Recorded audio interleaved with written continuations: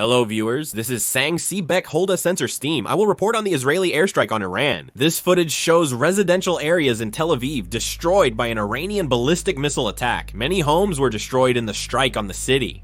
This morning, a missile launched from Iran attacked a residential area in Tel Aviv. A Shahed drone launched from Iraq is heading toward Israel. It doesn't seem like Iraq launched it. It appears that pro-Iranian militias inside Iraq fired it. Reports indicate an explosive device detonated in Irbid, northern Jordan, injuring 2 civilians. It has not yet been confirmed who fired the explosive device. This incident occurred while Israel and Iran were exchanging attacks. The Jordanian military affirmed it would not tolerate any breach of its airspace, yet Iran and Israel continue to exchange missiles. Israel attacked a military-industrial complex in Parchain, 30 kilometers from Tehran. This facility tested military supplies and allegedly had nuclear-related facilities. This is footage of the wreckage of an aircraft shot down in Israel. It has not yet been revealed what kind of aircraft it was, but it is presumed to be a drone sent from Iran. Iran's Isfahan has stated that the nuclear facility was not completely destroyed by Israel's attack. Iran's Atomic Energy Organization announced that the damage to the Fordo nuclear facility was limited. Iran states it relocated key equipment to other sites prior to Israel's airstrike on the nuclear facility.